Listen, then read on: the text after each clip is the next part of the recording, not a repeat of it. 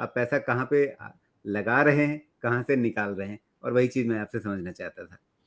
तो मैं लगा रहा हूँ ऑटो के अंदर, स्पेसिफिक करके ऑटो मैन्युफैक्चरर के अंदर। ऑटो एंसिलरी से मैं थोड़ा निकाल रहा हूँ क्योंकि ऑटो एंसिलरी इंडिया में एक एक्सपोर्ट ओरिएंटेड इंडस्ट्री है।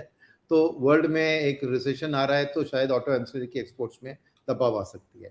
तो ऑटो के अंदर डोमेस्टिक मैन्युफैक्चरर्स के लिए आप देखें waiting line for Q Mahindra Thar जो लीजिए या मारुति कोई भी आके 1 साल से ज़्यादा है। क्योंकि कोविड के टाइम में एक दबाव आ गया था उस सेगमेंट में, तो उसके कारण डिमांड पेंट अप डिमांड आज ड्राइव कर रही है ऑटो मैन्युफैक्चरर्स को। मेरे को कार की सेगमेंट बहुत पसंद है क्योंकि ना टू व्हीलर का सेगमेंट में क्या होता है वो लार्जली एक रूरल डिमांड पे चलती है। टू व्हीलर्स एक बड़ी रूरल की ग्रोथ स्टोरी है और उसमें मॉनसून का अच्छा इस साल हुआ है तो डिमांड अच्छी रहेगी, मगर रूरल डिमांड में ऑलरेडी एक मोटरसाइकिल खरीद लिया तो उसको 10 साल के बाद ही वो बदलाव करेंगे। तो मेरे लिए कार्स में क्योंकि लोग अपग्रेड कर रहे हैं, जैसे फैमिलीज बढ़ रही है, लोगों की एस्पिरेशंस बढ़ रही है, तो कार्स में मैं ध्यान ज़्यादा दे रहा हूँ। और कार्स के अंदर मेरे को एसयूवी सेगमेंट, बिकॉज़ उसमें एक प्राइस पॉइंट बहुत अच्छा बन गया है पिछले सालों में कि एक सेडान से कंपैरिजन में एसयूवी का बहुत बड़ा एक साइज होता है,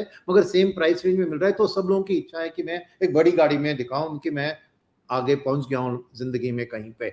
तो एसयूवी सेगमेंट का बहुत बड़ा एक हिस्सा मैं देख रहा हूं। अच्छा, सेकंड, इसमें रियलिटी बात अलग है, मगर मार्केट में ये ईवी में जो भी मैन्युफैक्चरर्स कुछ प्लान्स अनाउंस कर रहे हैं, कुछ कार्यक्रम कर रहे हैं, मार्केट में उसका एक वैल्यूएशन की बढ़त मिल रहा है।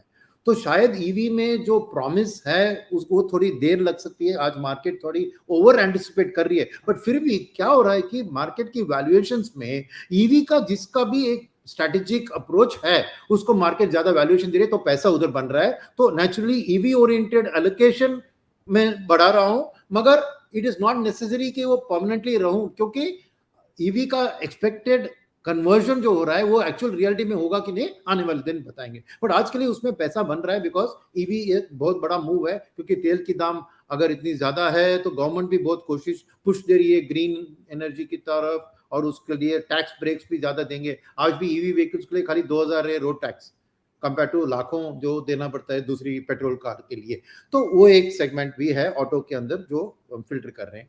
तीसरा सेगमेंट ऑटो के अंदर जो मानसून डिपेंडेंट है वो ट्रैक्टर का है, राइट। वहां पे भी अगेन जैसे सेट मानसून की ट्रैकिंग के हिसाब से टैक्टिकल कॉल लेने की जरूरत है। और चौथा सेगमेंट ऑटो के अंदर है जहां पे बहुत बड़ी सिक्लिकल मूव दिख रही है, वो है commercial vehicles, light commercial, medium commercial, heavy commercial, सभी में। क्योंकि कैपेक्स की रिवाइवल के पीछे एक कंस्ट्रक्शन में अर्थ मूवर्स, कंस्ट्रक्शन इक्विपमेंट और ट्रांसपोर्टेशन ऑफ सीमेंट, ये गुड्स के लिए हेवी कमर्शियल व्हीकल की मूवमेंट बहुत जरूरी है। और कैपेक्स साइकिल के पीछे ट्रांसपोर्टेशन लॉजिस्टिक्स के अंदर ये कमर्शियल व्हीकल सेगमेंट भी मुझे बहुत बड़ी लगती है, तो वो उसमें भी हम एलोकेशन बढ़ाना है। तो ये रहा ऑटो का ब्रेकअप आपने जो पूछा।